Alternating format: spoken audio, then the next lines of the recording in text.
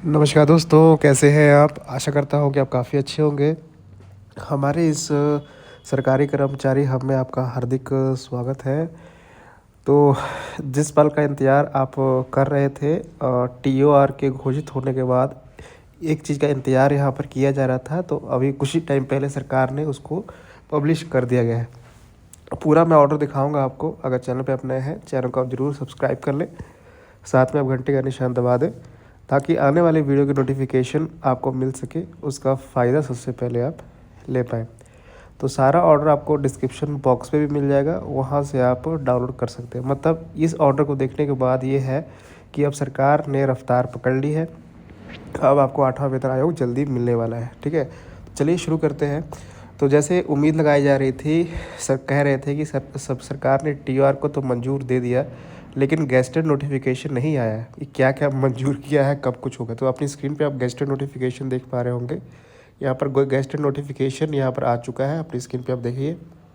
भारत राजपत्र the gazetted of India, यहाँ पर अध्यक्ष का नाम लिखा गया है, सदस्य का नाम लिखा गया है, सदस्य सचिव का नाम लिखा गया है। मतलब जो जो 3 मेंबर्स यहाँ पर चुने गए थे। ठीक है, यहाँ पर देखिए क्या कुछ लिखा गया है। आयोग के विचार अधीन विषय निम्नलिखित होंगे। यहाँ पर ये सब मांगों को यहाँ पर माना गया है। देखिए, कर्मचारियों निम्नलिखित श्रेणियों के संबंध में विभिन्न विभागों, एजेंसियों और सेवाओं के उतनी संगता, सकलनीय आवश्यकताओं के विशिष्ट आवश्यकता ध्यान रखते हुए भत्ते और अन्य, यहाँ पर देखिए अन्य सेवाएं लाभों नकद अथवा वस्तु के रूप में सहज प्रफुल्लता जांच करना तथा व्यवहार परिवर्तन की सिफारिश करना। यहाँ पर कौन कौन से मुख्यालय होंगे जिस पे 8वां वेतन आयोग लागू हुआ? देखिए, केंद्र सरकार के कर्मचारी, औद्योगिक और गैर औद्योगिक।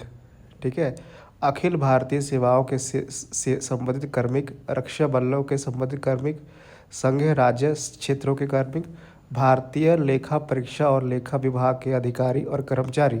ठीक है, और उच्चतम न्यायालय के अधिकारी और जिन पर होने वाले व्यय संघ राज्य क्षेत्र द्वारा वहन किए गए हैं।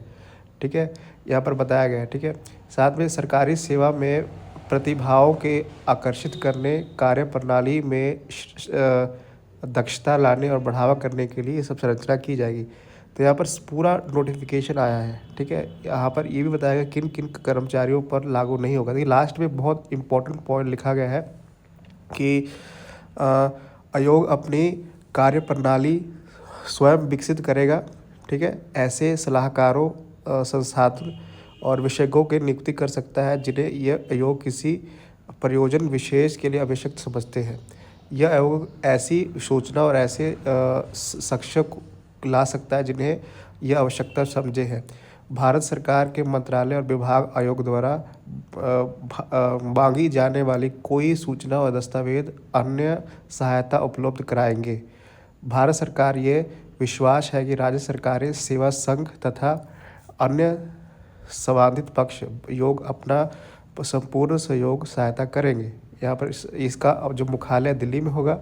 और यहाँ पर देखिए लास्ट पॉइंट बहुत इंपॉर्टेंट है।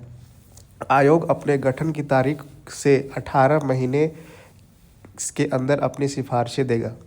ठीक है, आयोग सिफारिशों को अंतिम रूप दिए जाने से पश्चात किसी भी मामले पर आवश्यकता पड़ने पर अंतिम रिपोर्ट भेजने पर विचार कर सकता है। तो बहुत इंपॉर्टेंट पॉइंट है। मान लीजिए आपका पे कमीशन आ गया, रिपोर्ट बन गई, अगर उसमें बदलाव करने हैं, आपको कुछ और चीज़ें देनी है, तो वो भी यहाँ पर किया गया। उसके लिए भी अलग से बैठक बुलाई जाएगी, अलग से समिति बनाई गई है। तो लीजिए, आपका गेस्टेड नोटिफिकेशन यहाँ पर आ चुका है। मतलब अब काम जो है बड़ी तेज़ी से यहाँ पर होने वाला है। तो बड़ी इन्फॉर्मेशन है, सभी को आप ज़रूर शेयर करिएगा और ऐसी न्यूज़ के लिए चैनल को ज़रूर सब्सक्राइब करिएगा। धन्यवाद।